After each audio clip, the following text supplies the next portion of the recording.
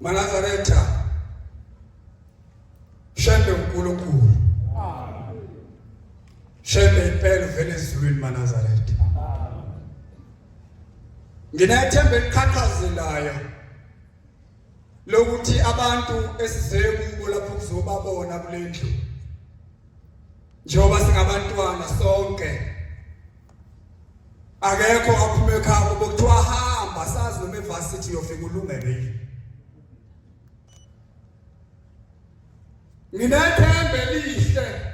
lokuthi phakathi kwethu njengoba sithatshamba nje ngendaba kaNkulunkulu akekho wathi ephume ekhaya kwathi usehlule mhlawumbe phambili seyozana ungekho ngoba makunomuntu onjalo phakathi kwalendlu izothi phela inkonzo sinikelele icela ukuthi siphumelele mase sibhala kodwa ngeke kwenzeke ngoba wahamba ekhaya sekwehlule nginathemba lokuthi akekho umuntu njengoba sitapha endlini okungcono akekho uyafika phela nje unyaka usezobuya sokhathela sibani ba bekubuhle ngeke esevasithi ngoba uyahlupha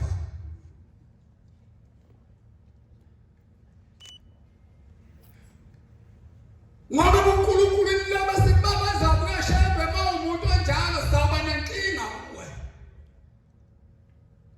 ngoba indaba yesibusiso sokuqala ufuna siphume ekhaya bese sihlangane nesibusiso ozosinikwa uNyazi ngeke badibane ngoba asikho sasekhaya wona ujayisa sesontweni sengisukume kabi ngesexwayisa kodwa ngiyafisa ukusho ukuthi makukhona umuntu lapha endlini owasikaza umzali wakhe noma ngabe wasekwate kangakanani wamsikaza ngenyindi ngeke ukuphumelela mfowethu ungayilungisile leyo ndaba yokusikaza umzali ngesibhalele ileyo ndaba Manazaretha angifisa ukuphuma esihlokweni esiphiwe kodwa ngithake ngiqale lapho ngiyeze endabeni kaNkulunkulu mhlanje imzuzu bafuna ningithethelele kude Goli ngeke silingane nomuntu ohlala ePitoli aboNkulunkulu khona umuntu oyisityalathwa ngelendlini mina kuhanjile kodwa ngithi sizawubona inkinga makhona umuntu owathi ethunywa ngelinye ilanga esikolo ethunywa umama wakhe wayesethi ma kunini ungithuma osibanibanibahleli awukuthume bona sengikhathele wasujikele emva kwendlu ngoba ungafuni ukuthunywa namhlanje ufuna isibusiso senkosi kodwa ekhaya wasilahla isibusiso ngo-87 inkosi yangezulu uthi umbhange emvulakazi yayisejuti yakisileyo ndaba yasejuti yaManazaretha engakhohlwa ukuthi manje shaya inyoni embili ngetsheli lodwa funa sikhuluma ngalo msebenzi sibe sicweshe endabeni yaseJudiya ngoba namhlanje semhlanje lokugcina wonyaka wesithathu owakhuluma ngavesi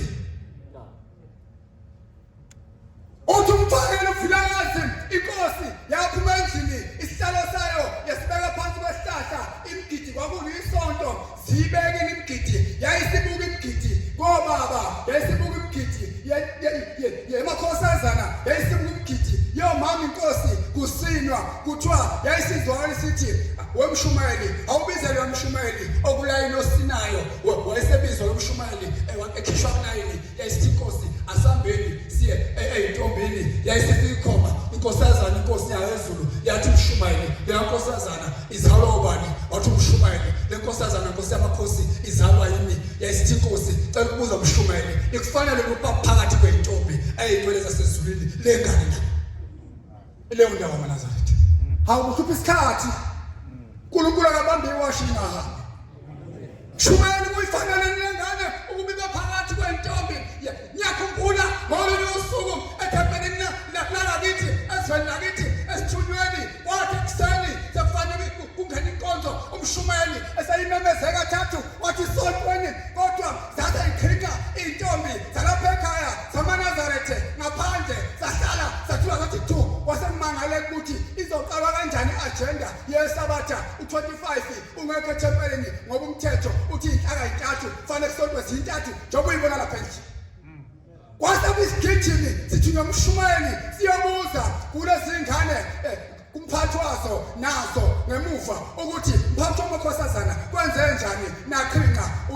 uthi umphathi wazo esesusinatsuka khuluma ngento omdala ekhaya manazana uthi hayi sitshela lo mshumali emntamkhulu ukuthi thina sizintombi zalapha ekhaya ezingcwele ngeke singene ethempelini kusontwe inkonzo kaShembe engcwele kangaka yesabatha kukho usibanibani phakathi kwethu usibanibani usemana abafana phansi kwemigwava usibanibani siyajola akahamba ohlala ngale kuma kwapho ukuthi kuthathwa iduku lesabatha asusinantsuka lawo esekhonjiwe alithwale ayogcisha ngale ngoba yesiqalile inkathazo uthi ke lo mshumali Nkosi yamakhosi buyela Judiya ngomqondo uthi Nkosi yamakhosi lengane ikufanele Nkosi ngoba sithe sisuke ekhaya yayisiyahlolwa elenkosazana nileqiniso lokuthi Nkosi ikufanele uthi Nkosi yamakhosi Shumayeli ubona ngamehlo wena asemhlabeni thina sibona ngamehlo asezulwini emzini wakho kunetshe senhlaka komuzi lengane kuthe senizosuka nize lapha emhlanganweni ibimi nomfana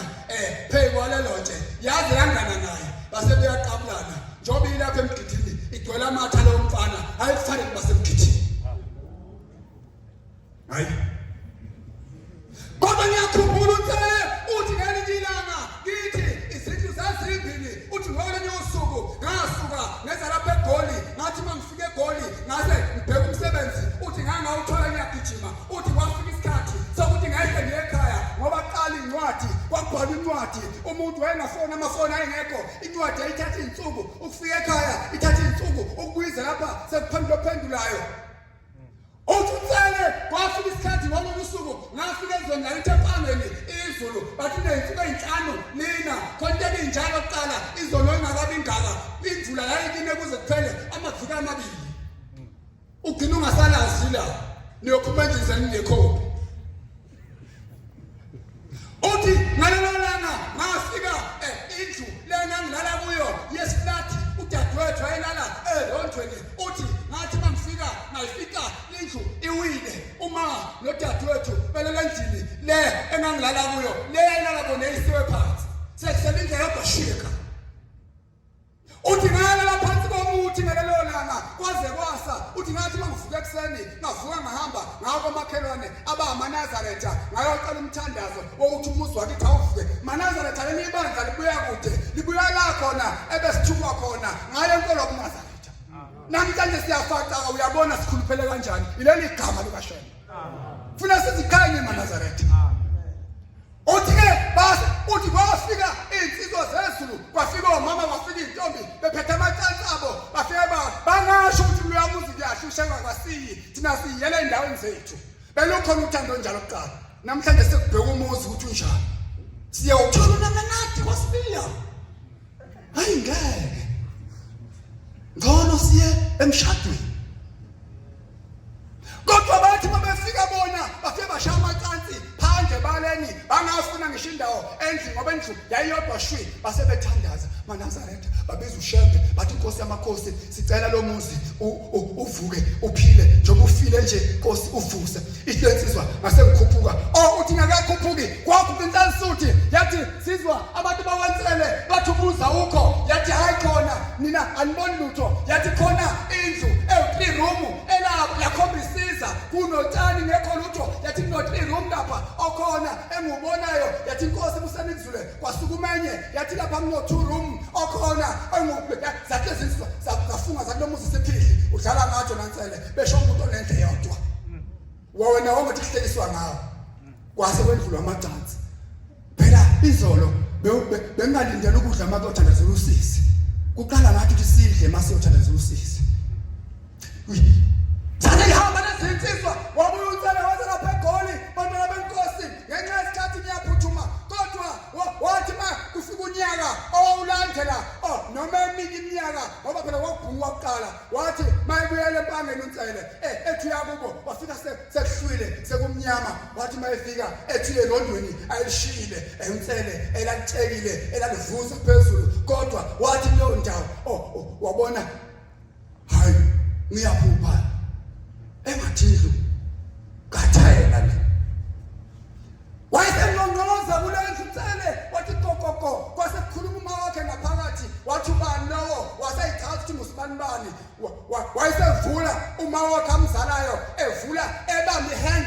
kukade kuvalwa ngevelvet. Wavula ihengele wathi wambona uma wakhe phakathi wavele wakhala uthi kuma wakhe mntanami uyakhumbula uyobiza amaNazaretha uyayikhumbula insizwa eyasukuma yokuqala ukuthi yathini uthi uNtsele ngiyakhumbula yakhombisiza yathi no 2 room kwase kuno 3 room wayese no 3 room umama kaNtsele oprofetho insizwa bezothandaza. Uthi ke wathi emva kwakho isigule sesibanibani safike saletha truck sathi sicela usichasa saletha truck 18 saletha ihlabathi saletha ucement yaphela indlu sathi sofaka ifurniture sayifaka ifurniture